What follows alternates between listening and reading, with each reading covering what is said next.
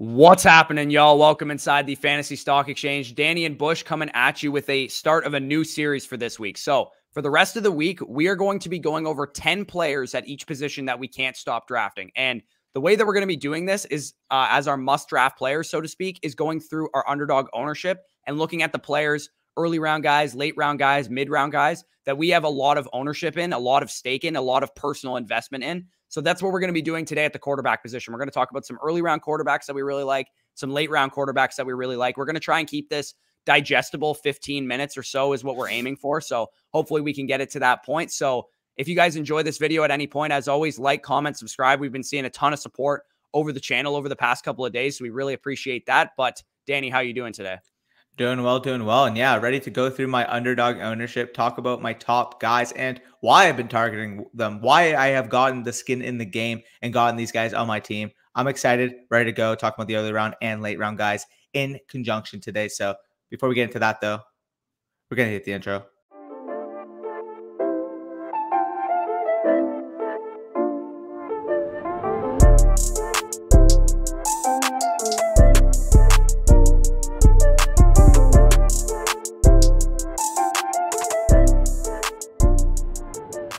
All right, so let's start off with the early round guys. And Corey, who is your first early round guy that you're targeting in your drafts this year? Yeah, and this is my highest owned quarterback that's going in this top 12 or so quarterbacks in ADP. And it's Justin Herbert, quarterback of the Los Angeles Chargers. Currently going off the board right now is the quarterback 861 overall per multi-site ADP from 4for4. That's where we're going to be taking all of our ADP from in this video. It's pretty easy case for Justin Herbert why I'm picking him, because we saw the talent last year. He was offensive rookie of the year with very minimal and questionable protection around him. They made big time efforts to improve that. They took a first round offensive tackle in Rashawn Slater, who many people think should have went in the top 8 or so to Carolina. They signed former All-Pro center Corey Linsley to shore up that interior part of their offensive line at the center position. And they also, brought in some other guys like Matt Filer to help shore up that offensive line as well. So that situation has really worked out for Justin Herbert. We know he has the weapons around him with Keenan Allen, with Austin Eckler in the passing game, Mike Williams as a deep threat, Josh Palmer. They brought in Jared Cook at tight end, and he has underrated rushing ability. This is a guy that can give you 5, 6, 7 rushing touchdowns on the ground and about 300, 400 yards if he is able to kind of take that next step in his career. So Herbert is a guy that I love getting just outside of that elite tier of quarterbacks that I think has every bit the upside that those guys have.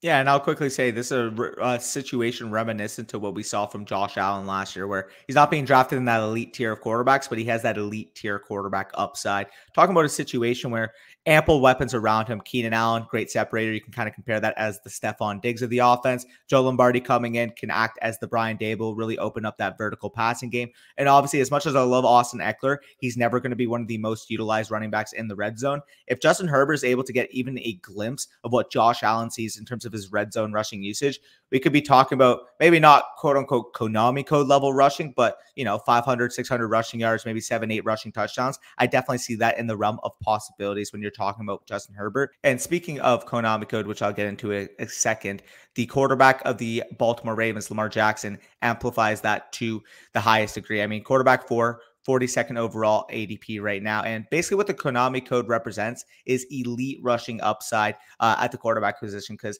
Konami code, cheat code when you're playing video games when you're young, basically having a rushing quarterback in a 4-point passing touchdown league is a cheat code in fantasy football, given the benefits you receive from rushing yards versus passing yards. And Lamar Jackson's definition, 1,000 yards, 7, 8 touchdowns, locked and loaded on a year-to-year basis from a rushing perspective. And this is a team that has gone out and added to that wide receiver core, added Rashad Bateman, signed Sammy Watkins, drafted Tylan Wallace. I do think we've heard multiple reports all offseason they want to open up that downfield passing game. I think that is going to come to fruition, especially with the recent news of J.K. Dobbins' injury. We were already talking about a guy in Lamar Jackson who's one of the highly used quarterbacks in the red zone last year. 32 red zone rushing attempts, which was number 2 in the NFL behind Kyler Murray. I do think that Lamar Jackson could enter that elite 2019 form that we saw a couple years ago when he won the MVP. Yeah, I definitely don't disagree. Lamar Jackson is also a very highly owned quarterback for me. Pretty easy to expect very high-end rushing production from him, and that gives him both his floor and his ceiling, right? Because he can rush for 60 yards a game, which gives you a minimum baseline of like 10 points, even if he does nothing from a passing perspective. So definitely really love Lamar Jackson at that point in the early round. pretty much the polar opposite of Lamar Jackson is Tom Brady. Quarterback 9 currently in multi-site ADP, 69th overall. Nice. We have elite passing volume with Tom Brady, right? This is a team that is going to pass the ball at a top 5 rate in the NFL. Going to pass the ball in the red zone. They're going to pass the ball in between the 20s. They're going to throw the ball deep. Number 1 in adjusted air yards per attempt was Tom Brady last year. Number 1 in attempts of 20+ yards downfield. We know he has the weapons to get it done.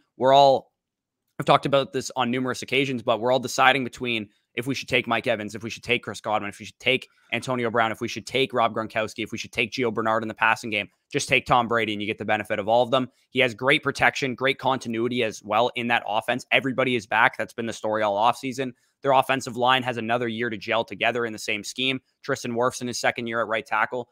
Wheels up for Tom Brady, honestly. I think this is a guy that is a legitimate MVP contender, could challenge for that 40+ 50 touchdown range. We already saw him throw 40 in his first year in Bruce Arians' system last year.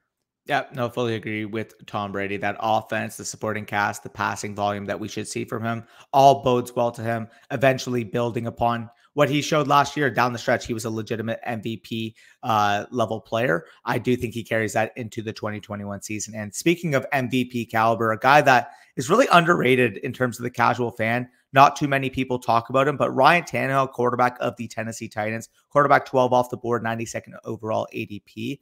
And what you're getting with Ryan Tannehill is elite quarterback play. He's in an elite efficiency offense with the Tennessee Titans. Obviously, with the recent news bringing Julio Jones in, could only impact a guy that was already performing without a top 5 wide receiver of our generation with Julio Jones. And it's easy to see the case. He's got the weapons. The protection has improved this offseason. And maybe we see an uptick in passing volume with the recent addition of Julio Jones. I mean, we saw the Bills, once they got Stephon Diggs, actually improved from 513 total passing attempts in 2019 to last year with that offense, 596. We could see that level of input, that level of improvement. And not to mention, Ryan Tannehill is an underrated rusher of the football as well, especially in those red zone areas. Play action boot. When you have Derrick Henry in the backfield, it's not too hard. Think of it from a real life perspective. If you're a defense, you're on the 5-yard line, you automatically think Derrick Henry is going to get the ball. That means it's a lot of opportunity for Ryan Tannehill to take advantage of. So I absolutely love Ryan Tannehill, one of my highest mid to late round quarterbacks that I own on Underdog Fantasy.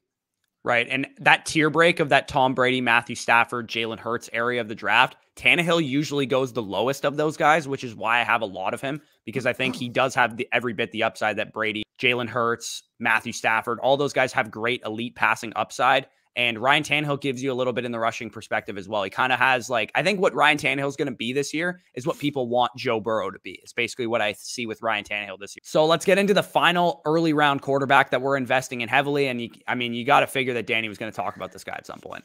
Yeah, I mean, if you guys have watched the channel all offseason, it's Rain Dakota Prescott, a.k.a. Dak Prescott, quarterback of the Dallas Cowboys. Currently going off the board as the quarterback 5, 53rd overall player in multi-site ADP. And listen, you guys see the jerseys behind me. I'm not going to get too in-depth in that. All I can say about Dak Prescott is we saw the ceiling last year. First 5 games of the season was the quarterback 1 on points per game. And that doesn't even take into account that this is a guy that we should see this year. Elite passing volume. Probably going to be amongst the top 3 to 5 leaders in passing attempts at minimum. And if we're talking about a pure passing perspective, you mentioned it with Tom Brady, maybe in contention for the MVP. I can see a case where Dak Prescott's throwing for 4,500, 5,000 passing yards and 45 passing touchdowns. And you're combining that with an underrated rushing floor, 300 plus rushing yards, 5 or 6 rushing touchdowns is what we should expect in terms of contribution. I thoroughly believe this lat injury that has happened in the preseason has caused a major value to buy Dak Prescott, and I think it's a pure buy window. You buy in the dip, 5th quarterback off the board, 11 spots below the rest of the top 5 quarterbacks. I view it as a top 5 tier, so if I'm getting Dak Prescott by far, almost a full round cheaper than every single other option, it's a pure value in my opinion. Yeah, I don't disagree at all. I think Dak Prescott should be going in that range. I know I would have him as my quarterback 3 or 4 if he were 100% healthy. I have a little concerns with the health, but it's not something that I'm overly concerned with. I think we both saw in those first 5 games of the year what that elite passing volume plus the offensive situation looks like. You guys probably saw a theme with those top 5 guys, a lot of great passing offenses, a lot of great weapons around these guys, some good protection, and some underrated rushing from most of them outside of Tom Brady as well. So that was the early round guys. Now let's get into some of the late round guys that we're targeting if we miss out on some of these early round guys. And the number 1 name on this list to me is Kirk Cousins. when you look at Kirk Cousins, he is one of the more underrated fantasy quarterbacks, in my opinion, because this is a guy that is not sexy, right? He's not a guy that is going to draw a lot of big crowds, a lot of high draft grades from the platforms that you guys are drafting on. He's currently going off the board as the quarterback 18, 132nd overall pick. Again, the formula is pretty simple when you get to late round guys. You want, if you're not going to get rushing, which you're probably not going to get much of with Kirk Cousins, you want a quarterback that has a good weapons group around him with a great schedule. And none of that kind of comes to fruition more than it does for Kirk Cousins. He starts the season with the Bengals, the Cardinals, the Seahawks, Browns, Lions, Panthers, and Cowboys to start the year. None of those defenses scare me. Some of them are somewhat improved, but none of them scare me. And it actually really matters for Kirk Cousins because last year and over the course of his Vikings career, you guys should see this on the screen right now, but Kirk Cousins averages 23.45 points per game against bottom 12 defenses in the NFL. It's one of the reasons that the Vikings fans don't like Kirk Cousins is because he can't perform under the big lights. This is exactly what you're going to get from Kirk Cousins at the beginning of the season. I have no doubt in my mind that this is going to be a top 10 quarterback to start the season in fantasy, and you're going to get him for a fraction of that price at the quarterback 18 price that you're getting him for. And he also saw an offensive line upgrade in the draft with the first round left tackle as well. And they were 29th in pass protection, according to PFF last year. So I think wheels are kind of up for Kirk Cousins and the Vikings passing offense to start the season. Yep, I fully agree there. And obviously, you mentioned that schedule is absolutely to die for. Kirk Cousins is that prototypical quarterback you pair with one of the names we were about to mention with the 4 rookies. You guys knew, if you have been watching the channel, we had to mention these 4 rookies. Obviously, for our personal Underdog Fantasy platform, our top owned guys. And the first name on that list, my highest owned quarterback on Underdog Fantasy, that's going to be Zach Wilson, quarterback from the New York Jets. And this is a guy that has shown out this preseason. He has been every bit of that second overall pick that we really came to expect. I mean, he's been lighting it up. If you guys have watched it, absolutely phenomenal with that first team offense. And speaking of that offense, that weapons core is thoroughly underrated, in my opinion. We've seen Corey Davis absolutely balling the heck out, living up to that near $13 million a year contract he signed this offseason. And you guys know our thoughts on Elijah Moore. He is an absolute stud. If you don't know our thoughts on Elijah Moore, you'll be hearing more about Elijah Moore this week. So overall, and Zach Wilson too. Overall, I think this Jets offense is ready to take a huge leap from where they are last year. And I currently think that their current price tag isn't appropriating that type of breakout potential I see with this Jets offense. And when you're talking about Zach Wilson, like what's his fantasy football ceiling? I think his ceiling could be a top 10 quarterback. You got the big arm, one of the best deep ball throwers I have watched at the collegiate level. And you got underrated athleticism that nobody likes to mention. Love Zach Wilson, complete value right now. Quarterback 26 is a crime.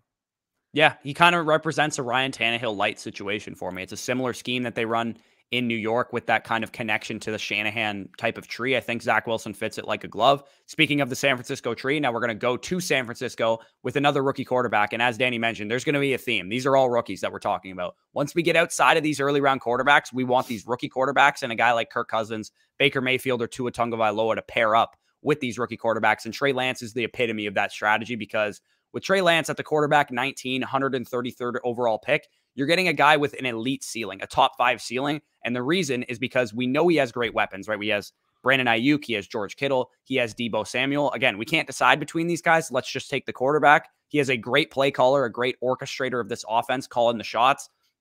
We know Kyle Shanahan's going to put him in position to make plays, both with his arms or with his arm and his legs. Elite rushing potential at the quarterback position. This is a guy that rushed for over 1,000 yards in his only collegiate season as a starter. He rushed for 17 rushing touchdowns in that season as well. I think Trey Lance right now is only cheap because of Jimmy Garoppolo. If Trey Lance were named the starter right now, like 2 minutes from now, if he was named the starter, this is a top 10 quarterback in ADP. So if you can get him anywhere outside of that range, stash him on your bench for 1, 2, 3 weeks, whatever you have to do. If you have to grab a Tom Brady in the 10th round, like I did in my home league draft yesterday, grab a Justin Fields, grab a Trey Lance, grab a whoever at the end of your draft to store on your bench, and you have a huge trade chip once Trey Lance starts at quarterback. For sure, and echoing those exact notes, Justin Fields, same situation. Quarterback for the Chicago Bears going off the board. Quarterback 15, 126th overall via multi-site ADP. And to me, it's the exact same situation as Trey Lance. When I see Justin Fields, it's going to sound, if you're an Eagles fan, cover your ears right now.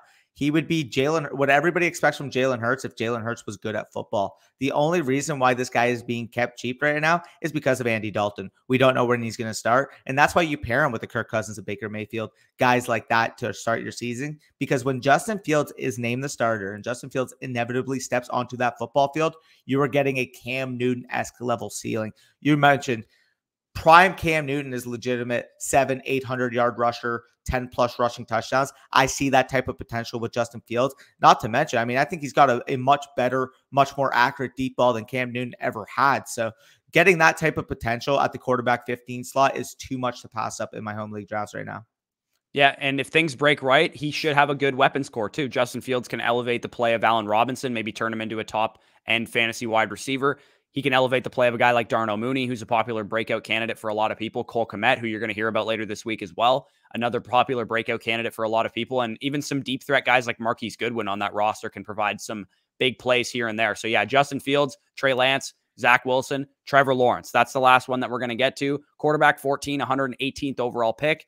My opinion on Trevor Lawrence is that his best comparable player is Justin Herbert. So if we're going to expect anybody to do what Justin Herbert did last year, it should be Trevor Lawrence, because that's exactly the framework of a quarterback that we're looking for. This is a spread offense that Urban Meyer is going to run. A lot of yards after catch, a lot of big play wide receivers, and he has that dual threat ability like Justin Herbert as well. This is a terrible defense in Jacksonville. Bad defense, positive game script, wheels up for Trevor Lawrence. Yeah, and it's funny because everybody at this point should know the Spider-Man meme where like it's just a bunch of Spider-Mans pointing at each other. Every time I think of Trevor Lawrence, I think of Justin Herbert, I think of Josh Allen, I think of that meme because they are the identical prototype. Those big 6'5", 6'6" quarterbacks, underrated rushing, cannons of arms. I do think that Trevor Lawrence at his ceiling could be a legitimate top 5-6 quarterback in fantasy football. Right. So summarizing the entire strategy portion of this video, quarterbacks that you want to draft in your fantasy draft. Early round quarterbacks, you want quarterbacks that have a bit of rushing, but they can provide you elite passing ceilings. Of course, you could go for a guy like Lamar Jackson, who's mostly rushing. If you're getting to these later round quarterbacks, prioritize these rookies. Get these guys that can run, which are these rookie quarterbacks, because anybody who can run, generally speaking, is going high in the draft. So you're not going to get a guy like Dak Prescott, a guy like Lamar Jackson later in your drafts. The way you're going to get that discount is on these rookie quarterbacks. Make sure you pair them with a Kirk Cousins, a Ryan Fitzpatrick, a Baker Mayfield to make sure that you're good to start the season, and it should be wheels up. That's kind of the strategy we're approaching in our home league drafts. I took Tom Brady in the 10th round yesterday in my home league draft. I paired him with a Justin Fields in the 12th round in case, you know, Tom Brady, sometimes he's going to have bad games. He's going to have a bad schedule. He's going to play New Orleans twice a year. That's a pretty tough defense. I can throw Justin Fields in my lineup and know that I'm getting that rushing ceiling if I need it. Yeah, it's funny you mentioned that because I kind of did that in my home league as well. I ended up getting a value on Dak Prescott in the 6th round of a 6-point passing touchdown league. Little pat on the back there. I ended up getting Justin Fields in the second to last round, and having that elite duo of quarterback, I'm absolutely ecstatic with going into the season. Yep, no doubt. If you guys made it this far in the video, make sure you like, comment, subscribe to the channel if you are new. Check out Underdog Fantasy if you want access to our draft guide. $10 deposit, $25 on top of it simply for using promo code FSE. You'll get access to all of our rankings to help you in your fantasy draft. You'll get access to our sleepers, our busts, our breakouts, all of our strategy stuff on there will be in our draft guide using promo code FSE on UnderdogFantasy.com. Peace out, guys, and enjoy.